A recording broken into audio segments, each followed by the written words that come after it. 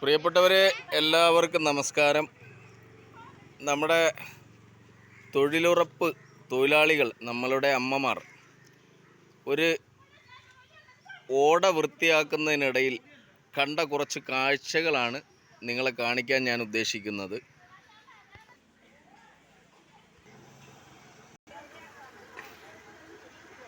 നാടും നഗരവും തോടുമൊക്കെ സൂക്ഷിക്കേണ്ടുന്നവർ ഇത്തരത്തിൽ ഈ തോടുകൾ മലിനമാക്കപ്പെടുമ്പോൾ സംഭവിക്കുന്നത് ഗുരുതരമായ രോഗങ്ങളും അതിരൂക്ഷമായ ഗന്ധവുമൊക്കെ അനുഭവപ്പെടുന്ന കാഴ്ചയാണ് നാം കണ്ടുകൊണ്ടിരിക്കുന്നത്. എത്രമാത്രം ക്രൂരമായ പ്രവണതയാണ് നമ്മുടെ സമൂഹം കാണിക്കുന്നത് എന്ന് ഒന്ന് ആലോചിക്കണം.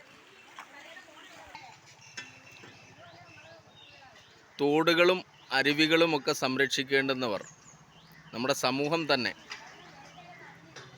ചില സമയങ്ങളിൽ കണ്ണടച്ചു കൊടുക്കുന്നതിൻ്റെ ഭാഗമാണ് ഈ അഴുക്കുകെട്ടുകളും മാംസവും വേസ്റ്റുകളും കുപ്പിച്ചില്ലുകളുമൊക്കെ കൊണ്ടുചെന്ന് ഇതിലേക്ക് നിക്ഷേപിക്കുന്നത്.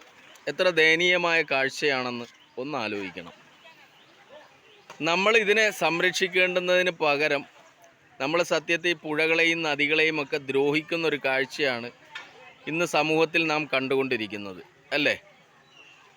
തീർച്ചയായിട്ടും അയൽപ്പക്കത്തുള്ളവർ പോലും വളരെ ഗൗരവമായി കാണേണ്ടുന്ന ഒരു വിഷയമാണ് ഈ ജലം മലിനമാക്കപ്പെടുന്നതിനെക്കുറിച്ച്. കാരണം ജലജന്യ രോഗങ്ങൾ പടർന്നു പിടിക്കുന്ന ഈ ഘട്ടത്തിൽ നമ്മൾ വളരെ സസൂക്ഷ്മം നിരീക്ഷിച്ച് നമ്മൾ നമ്മുടെ നാടിനെ സ്നേഹിക്കുകയും സംരക്ഷിക്കുകയുമൊക്കെ ചെയ്യേണ്ടുന്ന ബാധ്യത നാം ഓരോരുത്തർക്കുമുണ്ട്.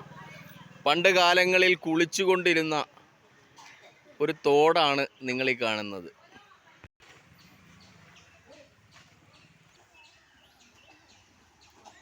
ഇതിൻ്റെ ദോഷം നമ്മുടെ സമൂഹത്തിന് തന്നെയാണ്. കാരണം നമ്മുടെ അമ്മമാരാണ് ഈ വെള്ളത്തിലിറങ്ങി ഈ കഷ്ടപ്പെട്ട് ഇത് ശുദ്ധിയാക്കി വിടുന്നത്. കണ്ടില്ലേ എന്തെല്ലാം രോഗങ്ങളുണ്ടാകും. ഒന്ന് ശ്രദ്ധിക്കണേ പ്രിയപ്പെട്ടവരെ. നമ്മുടെ നാടിനെയും നമ്മുടെ നാട്ടിലെ പുഴകളും നദികളും കുളങ്ങളും ഒക്കെ സംരക്ഷിക്കേണ്ടുന്ന ബാധ്യത നാം ഓരോരുത്തർക്കുമുണ്ട്. അതെല്ലാം ചിന്തിച്ച് തന്നെ നാം പ്രവർത്തിക്കണം. അതുമാത്രമല്ല, ഈ ജലത്തിലേക്കൊക്കെ മാലിന്യം കൊണ്ട് തള്ളിക്കഴിഞ്ഞാൽ അത് ഫോട്ടോ എടുത്ത് വിട്ട് കഴിഞ്ഞാൽ പാരിതോഷികം കിട്ടുന്ന പരിപാടികൾ വരെ ഇപ്പോഴുമുണ്ട്. അതായത് ഒരു മൊബൈലും ഒരു ക്യാമറയും ഉണ്ടെങ്കിൽ ലക്ഷങ്ങൾ സമ്പാദിക്കാവുന്ന ഒരവസ്ഥ നിലവിലുള്ളപ്പോൾ പോലും ഇത്തരത്തിലുള്ള പ്രവണതകൾ കാണിക്കുമ്പം നമ്മൾ കണ്ടില്ല എന്ന് നടിക്കരുത്.